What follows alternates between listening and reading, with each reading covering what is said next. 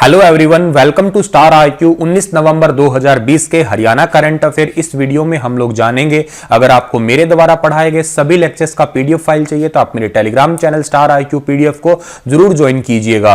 अगर आप लोग बैंक एग्जाम की तैयारी कर रहे हैं तो एग्जाम को क्रैक करने के लिए प्रैक्टिस और एनालिसिस बहुत इंपॉर्टेंट है, इसलिए अनअकैडमी लेके आए हैं आपके लिए ultimate previous year test series, जो कि बैंक प्रीलिम्स एग्जाम के लिए बिल्कुल फ्री ऑफ कॉस्ट है। इसमें बैंक प्रीलिम्स एग्जाम के प्रीवियस ईयर क्वेश्चन पर बेस्ड है ये test series. Subject wise test होगी और आप लोगों को सेम डे उसका एनालिसिस भी मिलेगा, जो कि बिल्कुल फ्री ऑफ कॉस्ट होगा, जो आपको हेल्प करने वाला है आपकी डेली प्रैक्टिस में और प्रिपरेशन को ट्रैक करने में भी। ये प्रीवियस ईयर टेस्ट सीरीज जो है ये हर बैंक के एग्जाम के प्रीलिम्स एग्जाम में बेस्ड है। तो आप जितने भी एस्पिरेंट है, जो भी एग्जाम आप बैंक का देना चाह रहे हैं, चाहे आप IBPS पीओ दें, चाहे आप लोग SBI पीओ दें, चाहे आप कोई भी बैंक का एग्जाम दें, तो आप लोगों को ये वाली टेस्ट सीरीज जो है जल्दी से एनरोल कर लेनी चाहिए। लिंक डिस्क्रिप्शन बॉक्स में दे दिया गया है, जल्दी से एनरोल करें।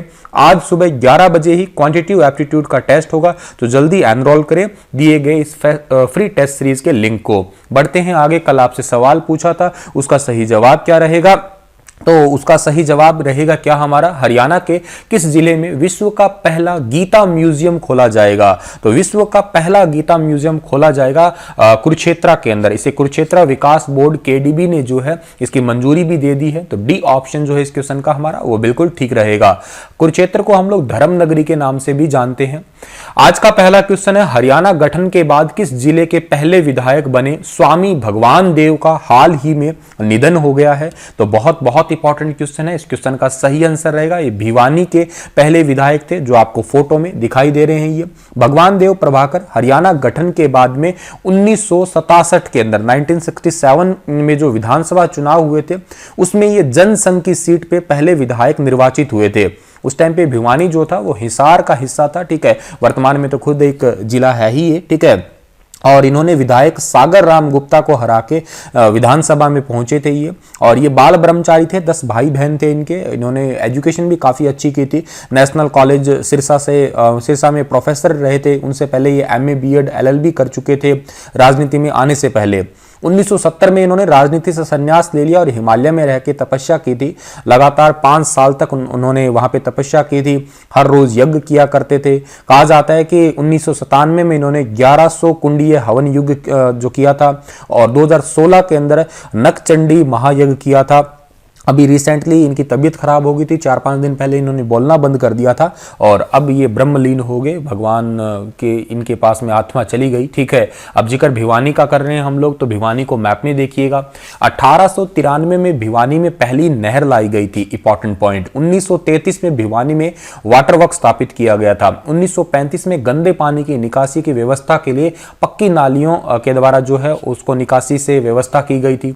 1881 में रेल लाइन बिछाने का कार्य शुरू हुआ था। यह रेल लाइन रेवाड़ी से बठिंडा के बीच में चलाई गई थी, ठीक है। तो यहां पे भी बीच में भिवानी का जिक्र हुआ। अच्छा, 1883 में यहां से रेल यात्रा प्रारंभ हो गई थी।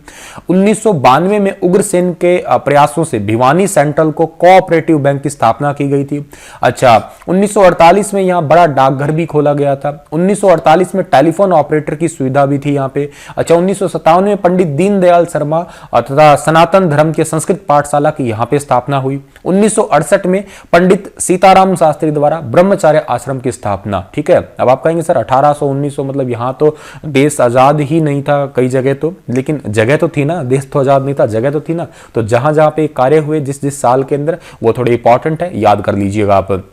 फैमिली आईडी बनाने व पहले बने आईडी को अपडेट करने में प्रदेश के 10 नगर निगम में अब तक कौन सा नगर निगम सबसे आगे है? तो अब तक सबसे आगे जो नगर निगम है इसका नाम है रोहतक नगर निगम, यानी कि ए ऑप्शन जो है इस क्वेश्चन का हमारा वो बिल्कुल ठीक रहेगा। ये जानकारी दी है नोडल अधिकारी डॉक्टर विनोद धनखड़ ने, जो आपको फोटो में दिखाई दे रहे हैं, ठीक है।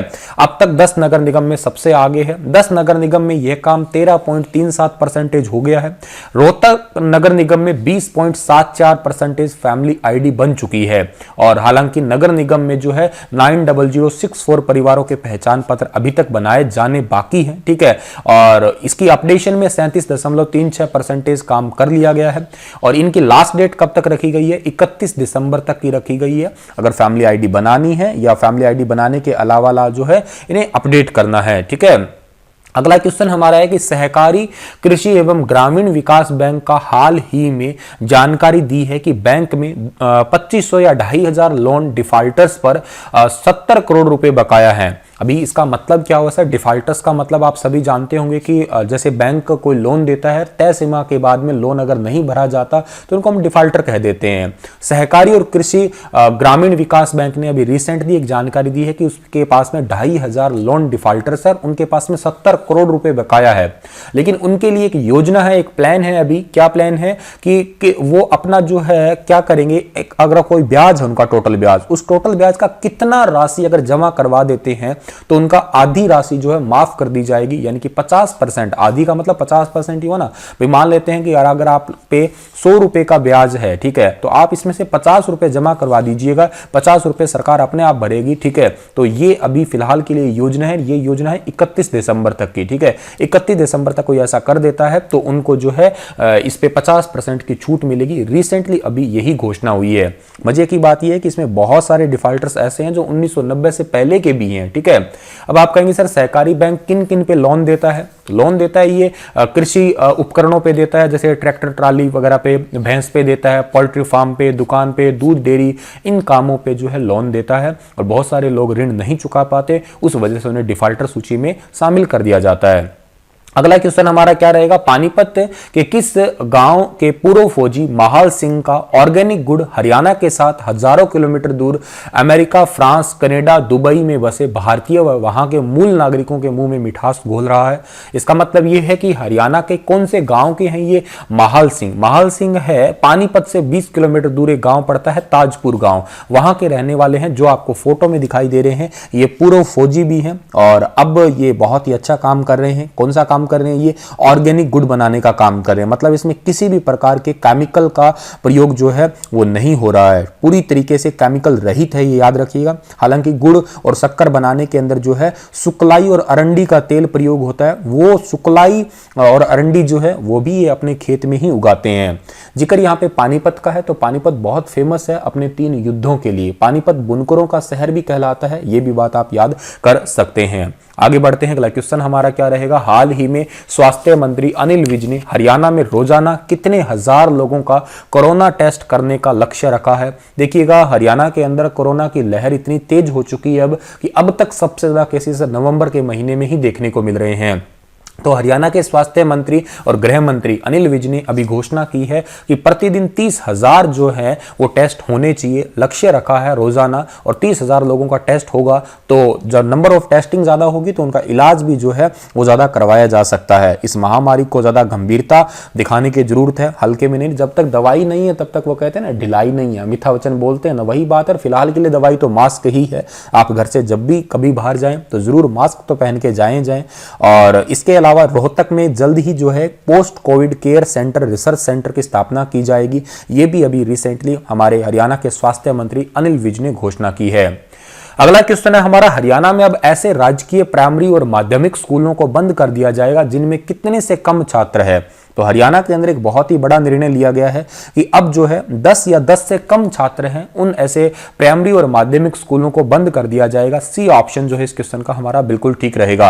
अब आप कहोगे सर इतने कम तो कैसे हो सकते हैं? बिल्कुल इतने कम है। हरियाणा में ऐसे राजकीय और प्राइमरी माध्यमिक स्कूल हैं जिनमें 10 या 10 से कम छात्र हैं।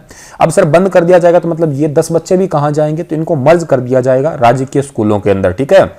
अब प्राइमरी स्कूलों के 385 और मिडिल स्कूलों के 76 अध्यापकों को दूसरे स्कूलों में जो है ट्रांसफर कर दिया जाएगा, ठीक है। अब यहाँ पे थोड़ी सी डेटा है, आप इन्हें पीडीएफ फाइल में भी पढ़ सकते हैं। वैसे 14 प्राइमरी और 22 मिडिल स्कूल ऐसे हैं जहां एक भी अध्यापक नहीं है, ठीक है। यहाँ पे मतलब टीचर ही नहीं है। 228 प्राइमरी और 43 मिडिल स्कूल ऐसे हैं जिनमें छात्र संख्या 10 या 10 से इससे भी कम ही है। और इसके अकॉर्डिंग फिर इनको क्या किया जाएगा? इनको बंद किया जाएगा या दूसरे स्कूलों में आसपास में मर्ज किया जाएगा। मर्ज होने वाले विभिन्न जिलों के प्राइमरी व मिडिल स्कूलों की लिस्ट ये वाली है, इतने इतने हैं, ठीक है। और 10 या 10 से कम वालों की संख्या भी आपको यहाँ पे दिखाई गई है। ये वाले मिडिल स्कूल और ये वाले प्राइमरी स्कूल है, ठीक है।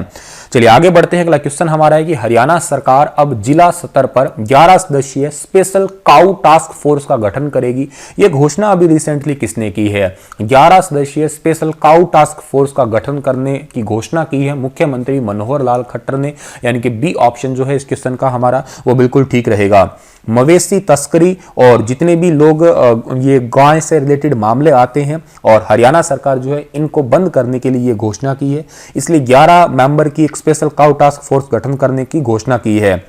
भी जितने भी लोग तस्करी करते हैं गाय को या कोई भी आपके मवेशियों को लेके जाते हैं एक जगह से दूसरे जगह तक, ठीक है, या उनका फिर मतलब उनका बीफ तैयार किया जाता है, पशुओं के मांस को बीफ कहते हैं, जनरली लोग चमड़े वगैरह के लिए प्रयोग करते हैं। तो गोवंश को जो है यूं कहिएगा गो हत्या बंद करने के लिए ऐसी टास्क फोर्स हरियाणा के अंदर गठन की जाएगी।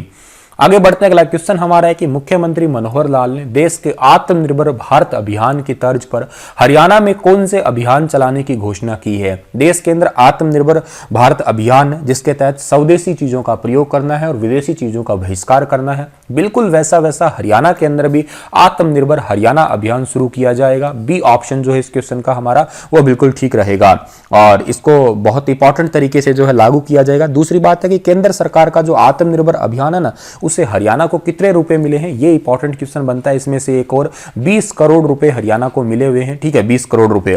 तो और हरियाणा क्या करेगा, विदेशी चीजों को मतलब बंद, जैसे एग्जांपल से पानीपत बुनकरों का शहर है, तो पानीपत की बनी हुई चीजें हरियाणा में यूज की जाए, ठीक है, विदेशी चीजें भारत में हरियाणा में ना मंगाई जाए। यही लक्ष्य है भारत का, यही लक्ष्य अब हरियाणा का हो गया है। आगे बढ़ते हैं, अगला क्वेश्चन हमारा क्या रहेगा, ठीक है, और इसका एक और उद्देश्य है, जितने भी कारीगर वगैरह हैं उनको अंतर्राष्ट्रीय लेवल पे ट्रेनिंग दिलाने का काम भी किया जाएगा। वो क्या करेंगे, फिर अपना सेंटर ऑफ एक्सीलेंस भी खुद स्थापित कर लेंगे, जिससे क्या है हरियाणा का बना हुआ सामान दूसरे राज्यों में और बल्कि विदेशों में भी जाए, ऐसी भी कोशिश की जाएगी। आगे बढ़ते हैं, अगला क्वेश्चन हमारा क्या रहेगा, हरियाणा सरकार ने बड़ा कदम उठाते हुए घोषणा की है कि अब खालिस्तान में खुलेंगी गौशालाएं। हरियाणा सरकार का ये वास्तव में बहुत बड़ा कदम है और ये गौशालाएं कहां खुलेंगी, पुलिस लाइन में, एक जेल में, एक अंबाला छावनी में, इनमें से कोई नहीं। तो इस क्वेश्चन का सही आंसर है जेलों में। अब आप कहेंगे सर ऐसा कैसे होगा, बिल्कुल ऐसा ही होगा। हरियाणा में 19 जेलें हैं और खाली पड़ी जितनी भी जमीन है ना हरियाणा के अंदर, अब देखो जेलों के अंदर बहुत सारी खाली जमीन है, वहां पे अब तक क्या होता है, खेती की जाती है, लेकिन अब क्या होगा, जेल में गौशाला खोली जाएगी ताकि बेसहारा गायों को यहाँ पे रखा जाएगा। कैदी क्या करेंगे, इन गायों की देखभाल करेंगे। इससे बेनिफिट क्या क्या होगा, देखो जो दूध इन गायों का होगा वो जेल में इस्तेमाल कर लिया जाएगा या बाहर भी बेचा जा सकता है अगर ज्यादा हो जाता है तो। दूसरी बात, सड़कों पे बेसहारा घूमने वाला गोवंश है उनको ठिकाना मिल जाएगा।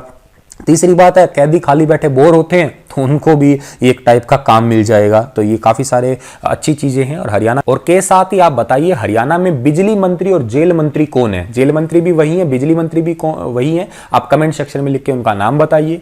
अगला क्वेश्चन हमारा है कि हरियाणा सरकार ने किस विभाग में ऑपरेशन शुद्धि शुरू किया है। तो हरियाणा सरकार ने भ्रष्टाचार को कम करने के लिए और जो डिसिप्लिन नहीं है उस डिसिप्लिन को मेंटेन करने के लिए परिवहन विभाग में, रोडवेज विभाग में जो है अभी रिसेंटली ऑपरेशन शुद्धि है उसको शुरू किया है और इसकी घोषणा मुख्यमंत्री मनोहर लाल खट्टर ने की है। और ऑपरेशन शुद्धि का बस सीधा सा उद्देश्य इतना ही है कि परिवहन विभाग में जो भी भ्रष्टाचार है उसको कम किया जाए। के साथ में राजस्थान, यूपी, पंजाब, हिमाचल जैसे पड़ोसी राज्य हैं, वहां से आने जाने के टाइम पे जो भी वाहनों की घुसपैठी होती है उनको भी जो है रोका जाए। अंतर्राज्यीय सीमाओं के ऊपर जो है नियमित रूप से चेकिंग हो, ऐसी भी घोषणा की है।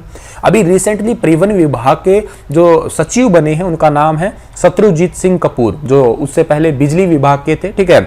उन्होंने भी क्या है, परिवहन विभाग के अंदर जितने भी ट्रांसपोर्टर हैं उन ट्रांसपोर्टरों को नियमों का उल्लंघन करने की वजह से 8 करोड़ रुपए का उन पे जुर्माना भी लगाया है। चलिए इसी के साथ तो ये लेक्चर समाप्त होता है और आपके लिए क्वेश्चन प्यारे बच्चों क्या रहेगा, 2003 बैच के भारतीय प्रशासनिक सेवा अधिकारी चंद्रशेखर ने हाल ही में किस जिले के मंडलायुक्त के रूप में अपना कार्यभार संभाला है। करनाल, जींद, अंबाला, हिसार, बताइए उस डिस्ट्रिक्ट के बारे में विस्तार से आप लोग। इसी के साथ ये लेक्चर समाप्त होता है। हंसते रहना, मुस्कुराते रहना, अनअकैडमी का कोर्स आप जरूर ज्वाइन करना। Thank you so much.